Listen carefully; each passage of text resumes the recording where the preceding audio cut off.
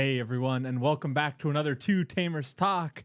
Jeff, we had to be together. We did. This was much needed. You've had you and Jesse, which is always a pleasure. Yeah. You and Justin, which I really That was liked. a fun one. I really liked that episode as a new combo. But now it's us again. It's back to you and me. And so that's beautiful. Jeff, how are you doing? Well, first of all, for those of you who are baseball fans like me, it's opening week. So everybody, let me know in your comments if you're a baseball fan and what team you want to see do well. You guys know my team. I was there, World Series, Game 5, Game 6, when the Diamondbacks lost to the Rangers, so I got high hopes this year, but I generally get my hopes up pretty high. There you go. But another reason I'm really excited about doing this episode with you specifically was I had taken some time off from the game just because I was traveling. And then it was kind of hard for me to get back into the game because my sleep schedule was so messed up. I was like falling asleep by 7:30, 8 o'clock at night, so I couldn't even made it through a round at locals. People were asking at the local, like, where's Jeff? And we're like, he's asleep. And it's like, normally when I do my trips, I'm like there the first day I can because I missed it so much. Right. But it was like such a time where I was like, oh man, I'm falling asleep super early. I can't even study the meta I don't understand. And you have been awesome to helping me to get back to it. And I was struggling, so I actually went over to Jesse's the week of I was coming back, and I was like, Jesse, just let me get some games. I don't care what deck you play. Just let me lose. And I lost every game horribly. Wasn't even close. And I was like, okay, what do I do about this meta? And I'm like sitting, looking through all my decks and just everything, right? And it finally came down to, I was like, what was the last deck I was working on right before I went to my Taiwan trip? And that happened to be my Omnimon Tribal, the blue version. Yep. And I was like, you know what? I finally want to finish this deck. I love this deck. I grabbed it. I took it to locals. And I had some of the best games I've ever had. Yeah. I almost beat you. I was sick with the Bloom Lord. I was the recipient of one of those amazing games. And I almost beat Red Hybrids, which I really struggle with usually with all the decks I play. Yep. And I was like, how is this deck doing stuff it's that I was competing with very strong decks in the meta? And because that's what I was worried about. I was worried about showing up, and I was like, I don't have anything that is an answer to Leviathan. Sure. Right. And I ended up going against Justin's brother on the channel, Arthur, and that was also really close and had some great moves. I had an awesome move where he swung with a Leviathan to get the 2 checks, hit a flashy boss punch, and I suspended the Shine Gray Ruin mode so it couldn't give me a second turn of -5 DP and heal. So I was like, that was sick. That was a blast. And then you and I had kind of been bonding over that Leomon deck.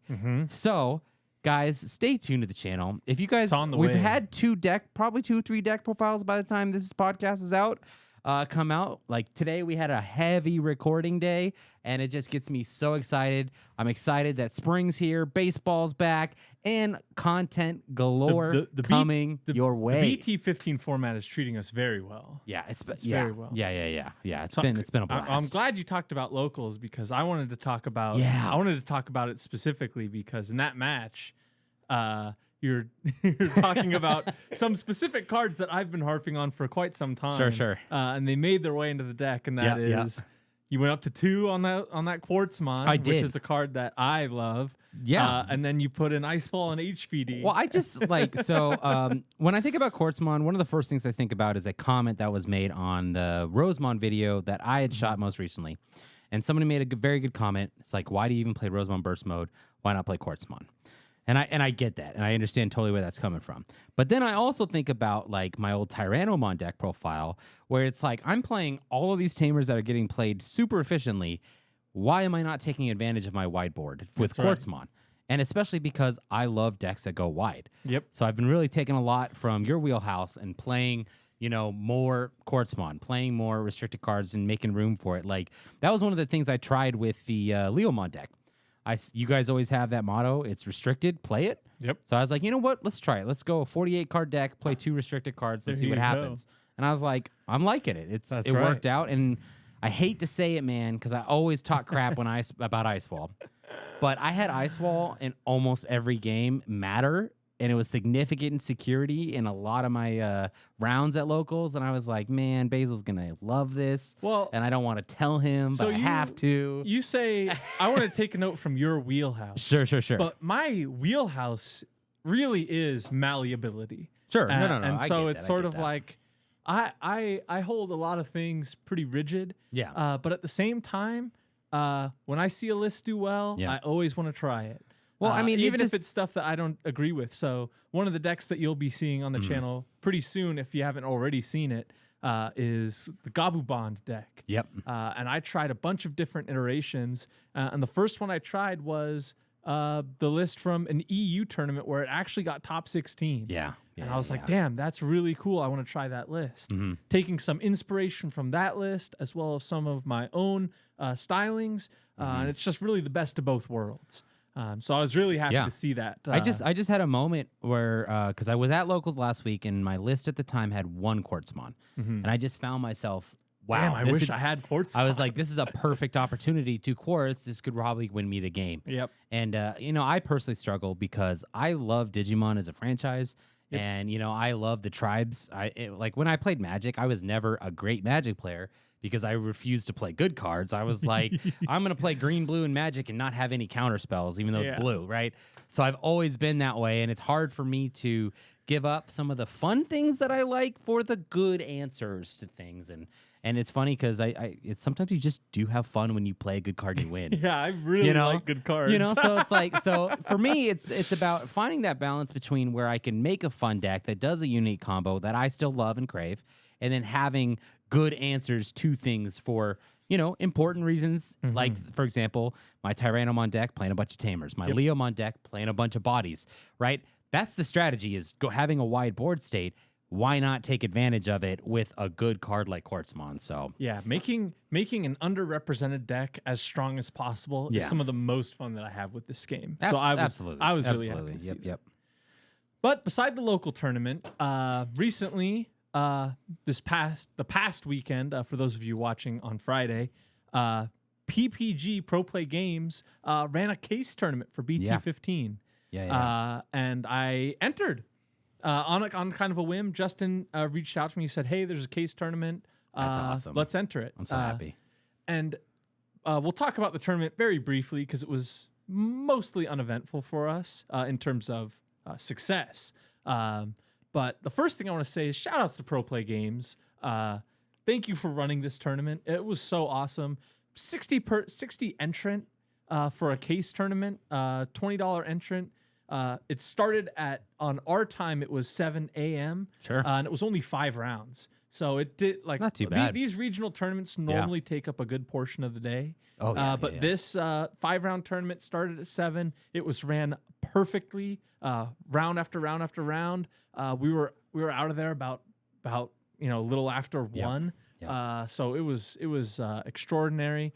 And thank you so much for running that. I've had great experiences with Pro Play Games. I remember when I started playing at the beginning of the game, that was when I had a lot more free time, and I was first trying online webcams and online tournaments, and Pro Play Games was one of the first Ultimate Cups that I had played in. And I just remember sitting there like, I didn't own a webcam on the time. So like having to go buy a webcam, having to learn how to set it up, do the drivers, and I'm good with technology, so it wasn't hard like that. But I've never played a card game where you shine a webcam down with the card, right? And I just remember like going into, first of all, that was the first time I ever downloaded Discord. Oh, wow. I still don't use Discord very well. I just refuse, I guess, on the apps or whatever like that.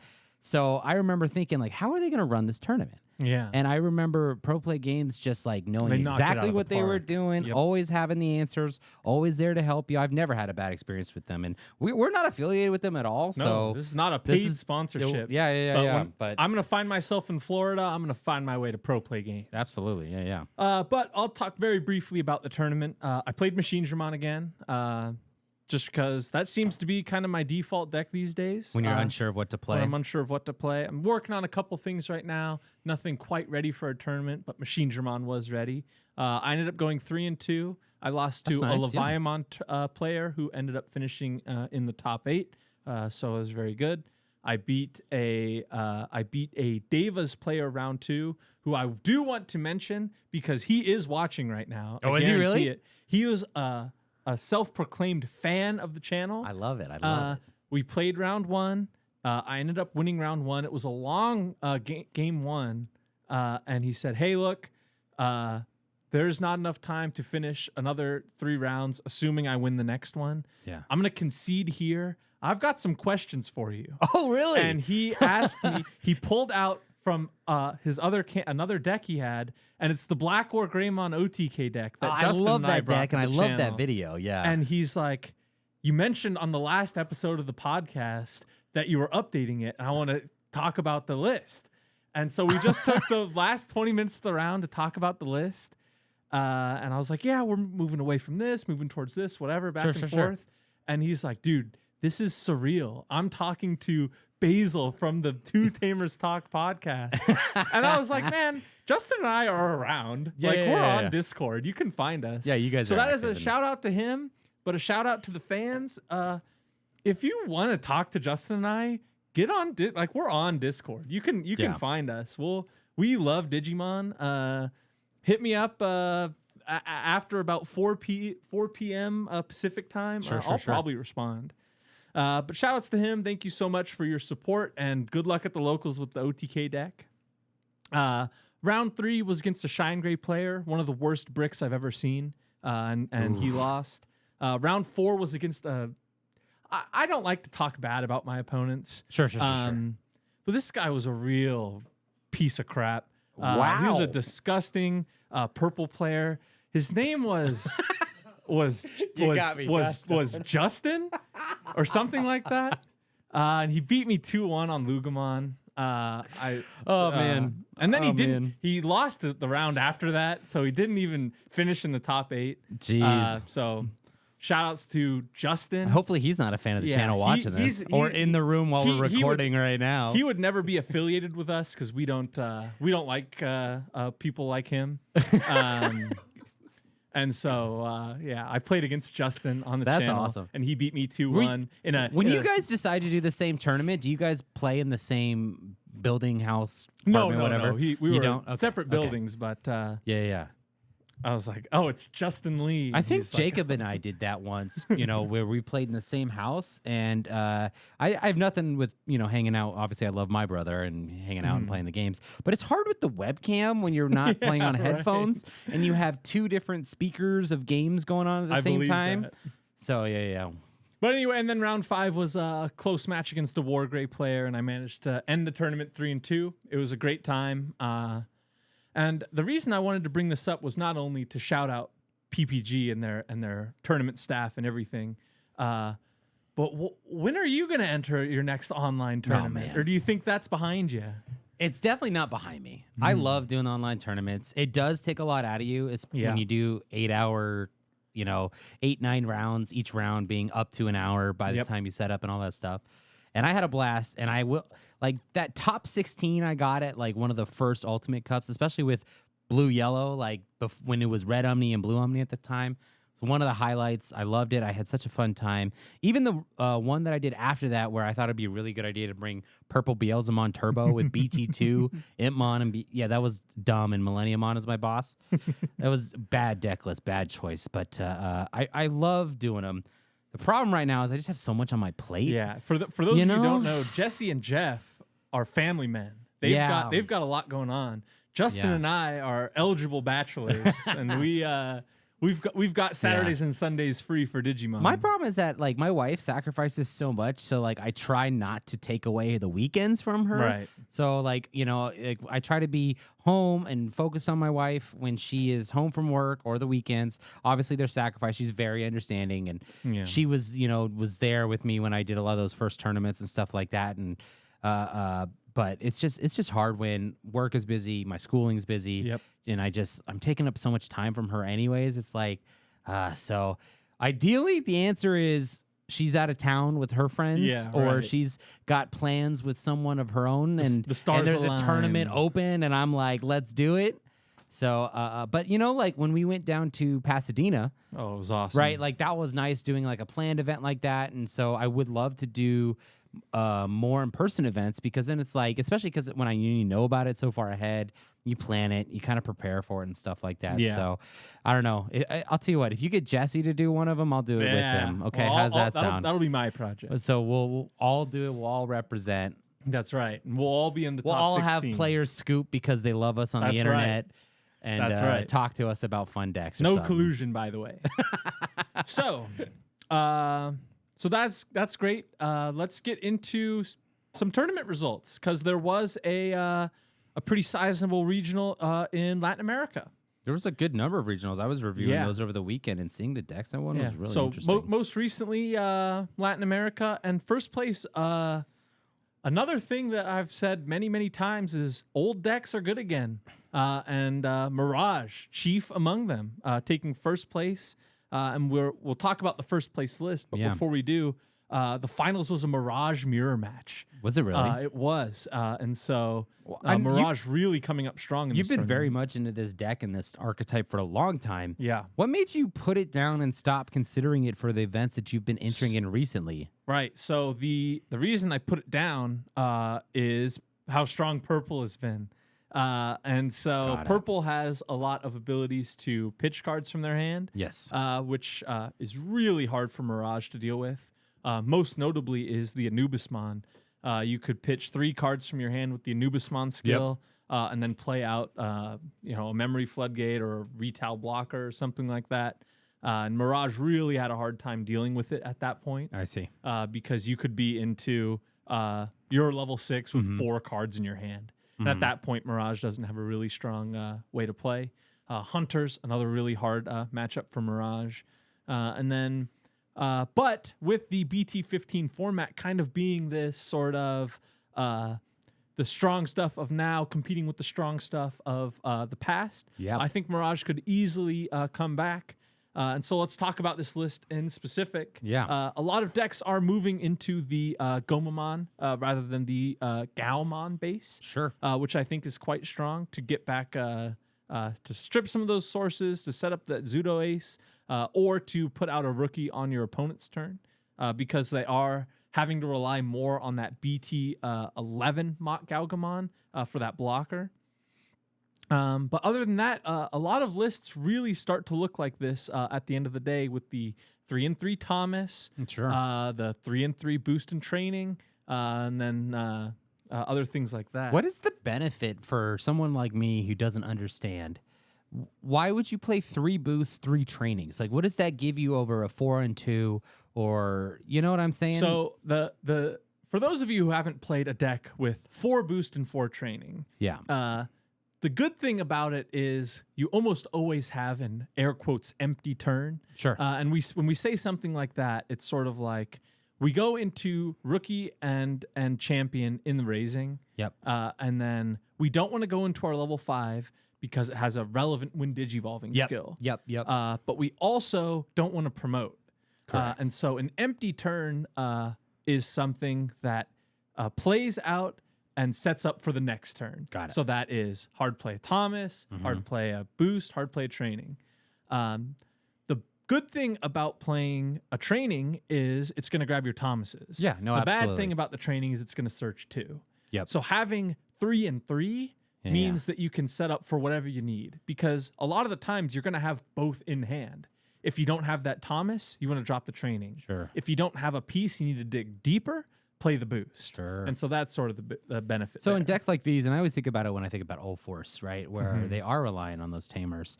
Especially because it's blue, and we're talking about blue right now. Right. Wouldn't the benefit be to have 4 mental trainings and 2 boosts in the Right, same exact ratios But of their that's decks? sort of the thing is like you're going to find those Thomases because you're playing 6. And then a lot of the times, especially in lists like this where you're down to just 5 on the Mirage, Okay.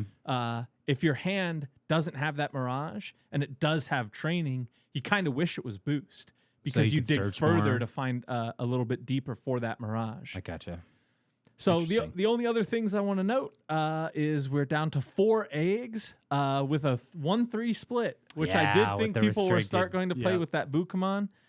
You could play 5 eggs, but playing only the 4 gives you a higher chance of seeing that jamming. Sure. And then Triple Hammerspark, a card that I've believed in for a long time. Hammerspark's great, man. That's and a it's good card. it's cool to see people bringing it up. Yeah. I mean, was there anything in this list that you were like, I wish I would have thought of that as a Galgamon player or something? I mean, obviously, I don't want to say obviously, excuse me, that's the wrong word. This looks like a pretty well-defined list. Like it's it's not like anything groundbreaking. No, as far as the tech goes. This is sort of pretty standard. Very well built, right? But standard. That's what I want to say. Don't want to take anything away from this individual. The comparison is to the second place list, which we don't have put up. they're very, very similar. Yeah, Key differences: the second place player was playing just the 3 eggs for that higher chance of the Bukamon. But awesome. that 3 boost, 3 training, 3 Thomas, 3 Thomas, 5 megas. It's all pretty standard. Yeah. And just well executed at that point. Sure. I just was wondering, like, since you played the deck and you put it down for a while, if you saw something that was like, you know what, I'm gonna play this again because of this. Yeah. No,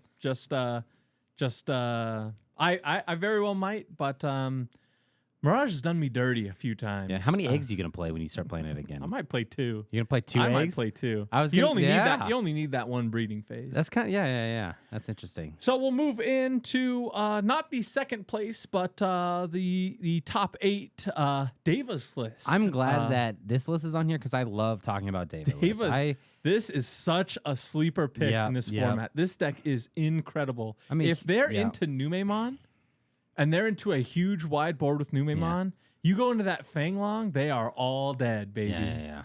I mean, important to note, they're only playing 3 eggs in this list. They're only on 3 of that mother. Right? Increase the chances, right? Yeah, increase the chances of finding that mother. I always love talking about Deva lists because I think a lot of times when people first see the Devas, they think, okay, I need to play one of all of them at least, and I need to make sure that I always have them. Like, you can see in this list that there are Devas missing. They're not playing all 12 of them, and I don't disagree.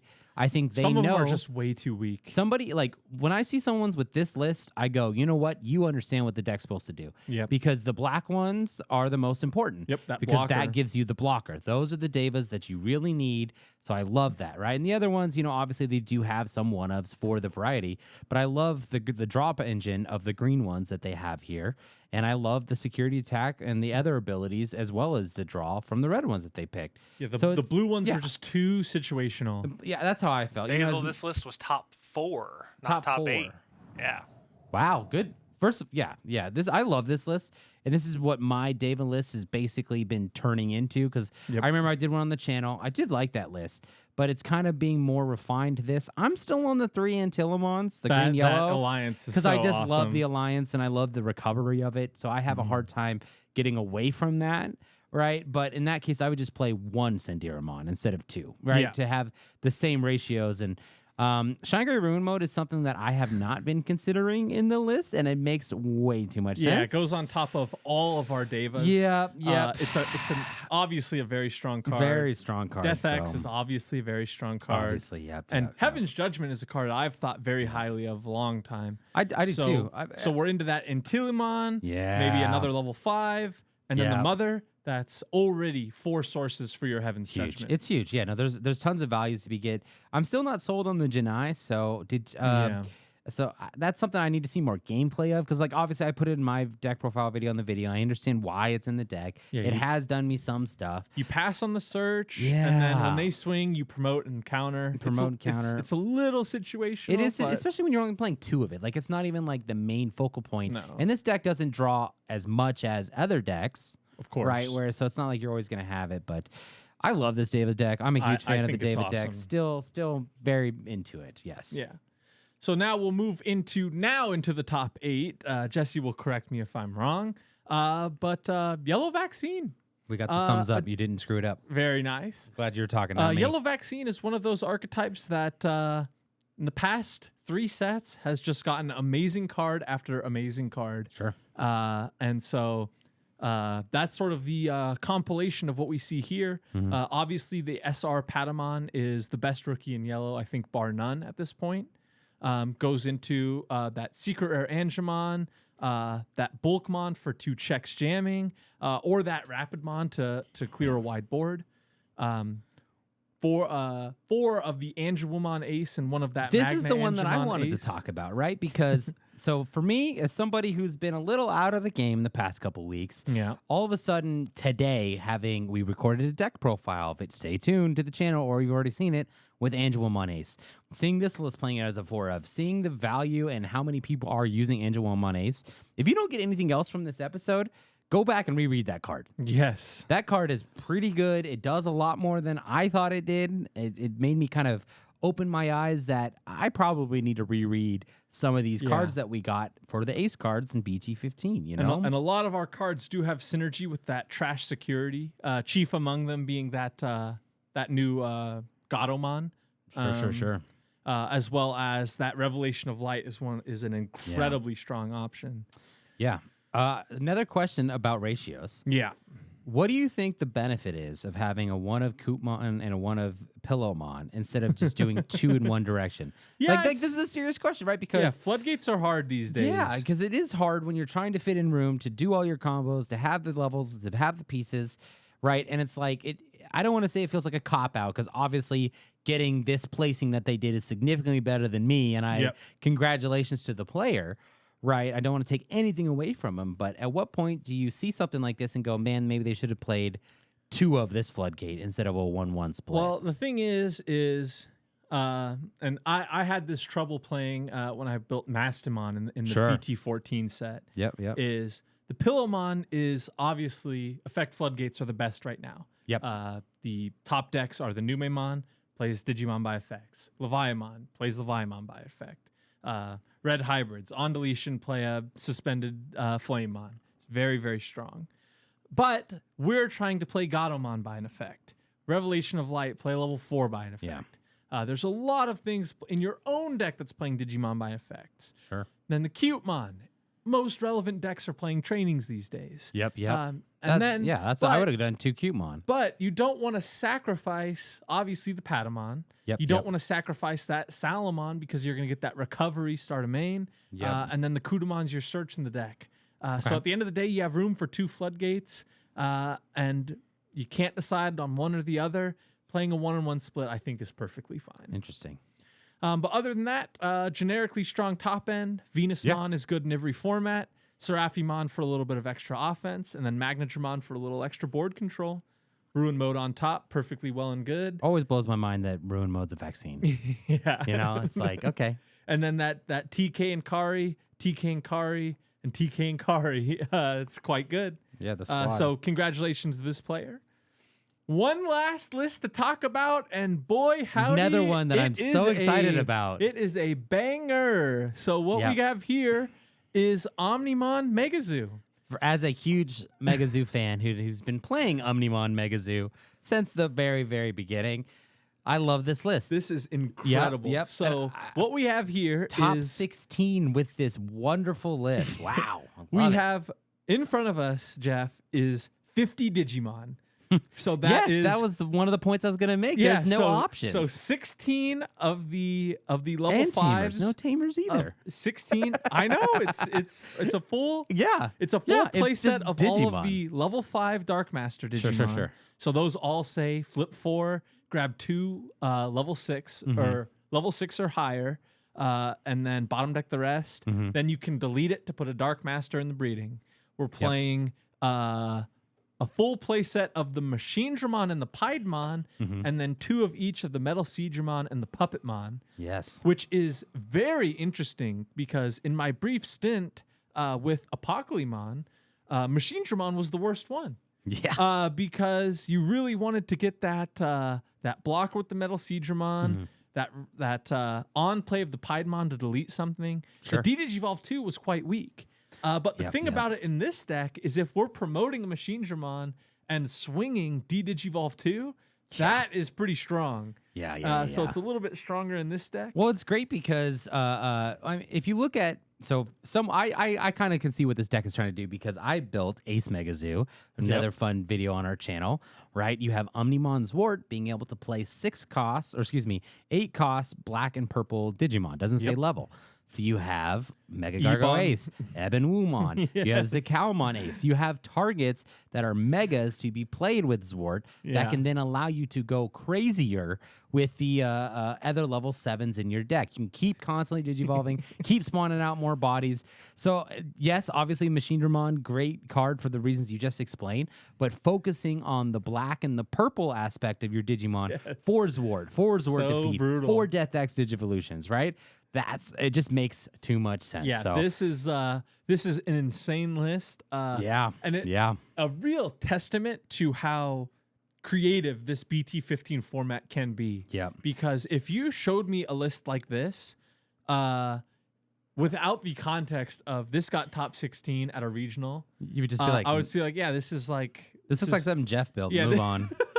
I didn't say that. I know what you. This I know. looks like a list that would be really fun to go 2-2 at your locals with. Yeah. No, I agree. I agree with you 100%. Yeah. But truly a testament to the strength of these ace cards, and a testament to how strong just putting in a bunch of 15K Digimon is, and then all right, let's and go having from ways there. to, I mean, even the level 5s in this deck, right? Having 16 effective searchers Yep. to play, to grab these pieces and to be able to set up a a body and raising is so good. That's Because insane. Megazoo's weakness was you would play a body for 10. You would hope they either can't blow it up that turn, because if you're playing against Megazoo, right, as a Megazoo player, what I want you to do is spend all your resources playing your Tamers and setting up and raising, because my level 7 is going to clear the body that you just played, right? What I don't want you to do is Gaia Force the body that I played, still have 2 memory, and then set up, right? Yep. So having the way to have a level 6 come out of raising that is untouched, that can then all of a sudden on your turn go into a level 7, it's just so much value. I love it. And then having these Omnimons that can digivolve on top of other Omnimons, so you have a little bit more flexibility. It's just too good. There's so Zwart much onto Zwart defeat. Play out both your level 5s. You search one, you search the other, you kill one, put a Dark Master in the raising, you leave the other one alive, set up for an Ebon Wu or a Zakao or a Mega Gargo. Yeah, That it's is sick. awesome. This deck, I love this deck. This is amazing. Shout outs to this. This was my favorite deck out of the regionals Yeah, that you were for talking sure. about today, for sure. And so that was a brief glimpse into the competitive scene in Latin America. Looks like a fun region to be a part of. Yeah. Well, from there, let's get away from the sort of sweaty side of things, that competitive side of things, and let's look at the beauty that this game has to offer for us. Let's look at all the financial irresponsible decisions I'm going to be making with BT-17. This BT-17 set is going to be Every a bit alt of a, art is so a bit good. of a dent in the old PayPal account. Oh my goodness, this is incredible. So, first of all, Omnimon Ace. It's sick. This sick, alt art yeah. is beautiful. This is one of those cards that not only looks good now, but once we see how they texture that background, Yeah. I think it's going to be completely tremendous. Very excited for this. Yeah. And this is a card that it's hard to say how strong this card is going to be in the particular Omnimon Jogress deck that's coming out. It has like the Agumon and Gabumon that say warp into a Wergarumon and then play out a Gabumon, and that's kind of how you set up that ace.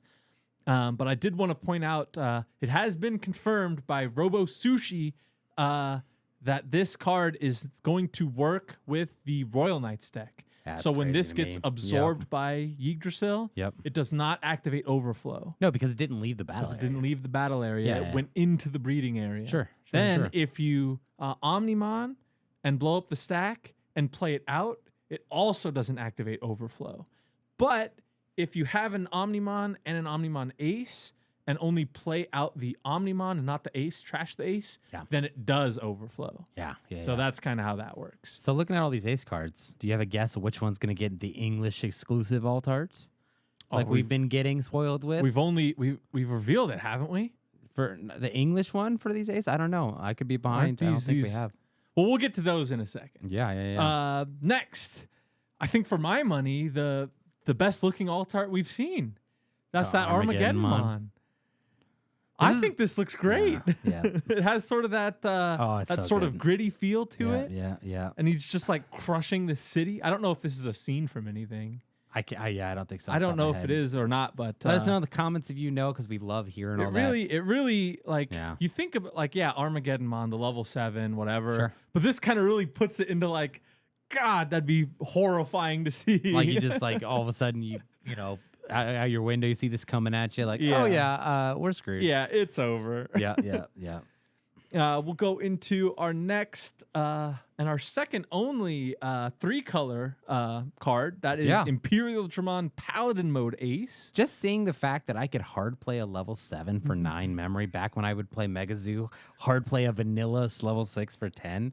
It's crazy where we've come. So, but I love this card. This alt art is great. You know, it makes me appreciate Paladin mode a little bit more because as someone who is very critical of like some Digimon designs, I always saw Paladin mode as like as a what's the word I'm looking for? It's just like a not living up to its potential. Imagine the DNA Digivolution of Imperial Dramon and Omnimon. Yeah. What is the first thing that you come to mind? Not a white Imperial Dramon with the funny looking sword compared to what it could be. No, but like, now come on, like, but this picture does make it look a little bit better. Imperial Dramon Paladin mode has been kind of done dirty just for the fact that the one we have is pretty weak. Sure. But this card is incredibly strong, and they gave it a beautiful artwork. Yeah. And I just, like you said, the textures, and you know all the lightning bolts are just going to be beautiful in person. I can't wait. The next one, Gallantmon Crimson mode. They did the Gallantmon fans right. They did them right. This art is sick. Finally. It's very clean. It shows... Because sometimes it's hard when you're looking at Gallantmon Crimson mode artworks in general because they try to capture so much of the Digimon at once, and this is the right amount. Yeah, people have been... A lot of people do think that the regular art Gallantmon Crimson mode is the best art of that card. Sure. But this one's taking it away for sure. It is good to have that problem because ideally you guys are being financially responsible and you're only buying things that you can actually afford. But if you're a Gallantmon fan and you can't afford the alt art, you know you have such a good regular art to use, right, where you don't have to feel that stain. In terms of this alt art, someone told me this, and I can't verify this or not, but in the original Digimon card game, I guess there was a Gallantmon Crimson mode that had this same pose and kind of wing setup, and so it's kind of a reference to that. I just want to shout out Digimon for having so much flavor in its card game. So that's really honestly, cool. we don't talk about the artists enough. They really do a good job of finding great reference material, great posing, great things like especially like flavor in the background when, you know, a certain Digimon has something else in the background, or, you know, we were just shooting a deck profile video where we were talking about Tactical Retreat, the alt art. Beautiful. With right. It's like our artists do an outstanding job, and they deserve some praise. Our next two kind of coincide with each other. We've got Shine Greymon Burst Mode Ace and Marcus Damon. These cards look amazing. I love how they have the Tamer with the Digimon in the background and that flame effect. Looks awesome. It looks great. The Burst Mode Ace with the fire going around it looks great. Kind of not sure how this card is going to be, how much this card is going to be played in the level 7 yellow slot. A very contested slot. It is very interesting what they're going to do with that, you know. But the card does look phenomenal. Yeah. I'm just saying, if they're going to keep giving us all this Shine Gray stuff, they need to figure out how to put Digimon Data Squad on a streaming service or give an English legal DVD so I don't have to buy a bootleg or something, because we want the Digimon content. And they're not giving it to us as far as media goes. Bandai, focus up. Focus. Stop what you're doing. Make that. Sorry, continue. All right. And then Eosmon taking up the caboose. Love Eosmon. Yeah. You guys know that I love the Eosmon. BT17. We've got our promo Morphmons. We're ready to party. So as soon as we get that set, 2 Manoas finally. Isn't that crazy? I never thought we'd have that day. And you know what? Actually, I thought we would get a second Sonata, a Rada Sonata, before we got another Manoa. And they just goes to show that Eosmon fans are just 10 times better than Diaboromon players and fans. So let us know in the comments. You obviously agree with that. So, and then we've got sort of the low pull rate cards. That's what it is. Okay. And so these I don't think are English exclusives because we're seeing them in Japanese right now. Correct. But that is those level 7 ace cards. Yeah. So that's these? You know how some of those winner cards look like they're not? They're not legal to play because they're like super hard texture. Yeah. These look like that. So I think be interesting. They are. It does appear that they're a little bit curved in this photo, so maybe they aren't. Maybe it's just because the heavy foiling. You know, heavily foiled cards can foil or can bend like that or curve like that. Yeah. So. But for those of you who really want to bling out your decks, these are showstoppers once they hit the board. Yeah.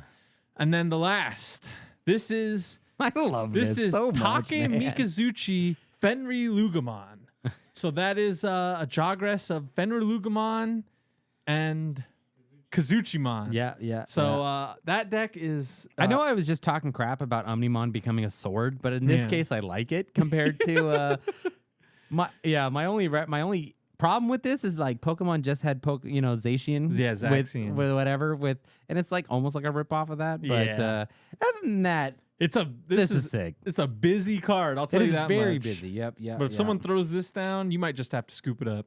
Yeah. So that's it for the Alt Art reveals. BT17, a lot of beauty in the set. A lot of beauty. Yep. So that's one we're looking forward to. We have the reveal schedule, so we're going to be in that set pretty close to the fall. That's crazy. So we'll see you then. Yep. See you next fall. So, Jeff, you've been out of the game for a bit. Sure. Have you got a card of the week lined up? I do. And it's funny you asked me before we started recording, and I've changed it just sitting here. Ooh. My card of the week is BT12 Imperial Dramon Fighter Mode. I've had so much fun. So I've been a big fan of EX1 Imperial Dramon, where it gets plus 1,000 for every color. Yep. I've had a lot of fun building decks where I'd be like, what is the most amount of DP I can give EX1 Imperial Dramon? Yes. Right. And I've used with all those different colors. With all the different colors. And I've had decks where, I'm playing a bunch of colors and I'm like, oh, okay, let's put in like my original Hawkmon Armor Rush played EX1 Imperial Dramon and stuff like that. Mm-hmm. And then this came at a time where I was working on that Leomon deck profile. And originally I was playing the BT... BT8, BT9, something like that, Imperial Dramon Fighter Mode as my top end on top of the starter deck Imperial Dramon. Right. And I just have a much better substitute in this. And I get to retain that whole fun gimmick of plus 1,000 for every color. But it's all turns. Right. And then it gets blocker, security attack plus 1. So I've been having a blast. I love the removal built into this card. Obviously, it's hard to use in every deck. It's not like you're going to build Imperial Dramon just for the purpose of this. But I've been having a blast with this particular level 6 this week. And that's my card of the week. Hell yeah. How about you? Well, it's not going to be another Machine Dramon card. That's been back but to you back. know we love those. I love Machine Dramon. Man, I could talk about Digimon Machine knows how to Dramon do forever. machines and cyborgs better than like any other franchise. So true. They're so good. They're all good. Agreed. But no, one of the decks I've been playing a lot recently is actually Belphemon. Oh. It's one of those decks that I think BT13, not a lot of people got it incredibly well optimized. Yep. One of the few people who I think played that deck the right way in BT13 was actually our very own Jacob. Yeah. I think his list was airtight. He took it to Pasadena and went X2. Yeah. And so I've been kind of building off of that list into a list of my own. Yeah, especially with the new changes to the format. Yeah, and so we'll added. have that deck list out just as soon as we can. But the card of the week that I have from that deck is actually BT13 Astamon. It's a card that it's one of those cards where it's a level 5 that you play for 7 and it wins you the game. That 7 cost on play doesn't really matter when you set up a Belphemon sleep mode tucked with the rage mode, immunity from effects, end of turn, Akihiro draw 1, trash 1, inheritable plays out a level 4. Yeah. Then you swing 2 check 17, kill the level 4 you played off of the Astamon inheritable. Sure. 2 more checks, and then if you had a rookie, you swing for game. And can we also give Astamon the best dressed award? He's got more swag. He's a dapper fellow. That Astamon is one of the best Digimon designs I've ever seen. It is so clean, so cool. I love his little Tommy gun. Like, oh man. And makes so, me, like, BT13 Astamon, my only gripe is bring back foil commons. Yep. If you look at give us an alt art of those things. If you look at the commons in BT13, those are some of the best cards we have in the game. Yeah, and they're so ugly. They're just non-foiled. They don't have a pre-release stamp. Yeah. They don't have an alt art. Give us foil commons back, Bandai. I know. please. Yeah, I definitely wish we could do that. Or I don't know if Bandai, obviously when they're done putting Digimon Savers on Netflix or whatever, their next priority, can't they just look at the top tournament results and figure out which cards in those top decks don't have alt arts and start making them for some reason? Take Rasen Fury mode out of the tournament pack, boom, and put in BT13. You're gonna Astamon. upset all 2 of the Rasen Fury mode fans that we have. I'm very sorry, and that hurt, but Of the card, not the Digimon, because the design is cool for Rouse and Fury, obviously. But do we have a celeb shot from the producer? I think we're gonna have one, huh? Is he chiming in? Yeah. My card of the week is going to be LM007. Publimon. If anyone knew what LM07 was before he said it, shout out to you. Yeah. If you didn't immediately think Quantumon, no, this card is first experience was it pre-release with it, and it was insane in pre-release. Yeah, true. Swing, survive, go to your security. We have a deck list coming soon, if it's not already out, that features this card, and it is a doozy to play, and it's a blast. I love this card. There's a lot of synergy with this card. It's a security Digimon as well, so it just keeps recurring itself out of security, and does a lot of fun stuff. That would be one of those cards that I would like to figure out how to like play that Lotmon that gives that alliance. Yeah. Swing for like 2 checks and just heal, so you're guaranteed it survives. We might have to cook something up. Well, that would be so much fun, though. Well, that's about it we have for now. Yeah. The last thing we have to say is at the time of recording, we are at 2,949 subs. Yeah. So at the time of recording, we are that close to 3,000, which is insane to me. We might even have it by the time this drops. But if we haven't, please subscribe. We get that 3,000. We're gonna do something super special. Yeah. We just don't know what yet. Jesse's gonna enter in an online event. Yeah, Jesse's gonna win the next regional and then go to nationals and win that. Sure. But thank you all so much. The reason we don't have anything prepped out at this moment is because 3,000 came so fast from 2,000. We weren't prepared. I'm still celebrating 1,000. Yeah. I mean, like, I just went back to look at like our view count on all of our Two Tamers talks versus like episode 1 versus where we're at now. They get 1,000. Yeah, we're averaging 1,000 views on these episodes, which is insane to me because I'm still used to getting 200 views total on episode 1. Yeah. You know, like total over the 2 years now that it's been out or whatever. Right. So huge shout out to the fans. We couldn't have done this without you. Love the fact that you guys have just stuck with us since the very beginning or whatever point you jumped in with, and you have made this an awesome community, awesome channel, and I just have a blast doing this. That's right. It's insane. So be sure to like, comment, and subscribe. We try to respond to the comments if you have questions. And like I said earlier, hit us up on Discord. Yeah. We're around. We're easy to find. If there's a major Digimon Discord, we're in it. So you can ping us on there and find us. But other than that, thank you so much for watching, and we'll catch you in the next one.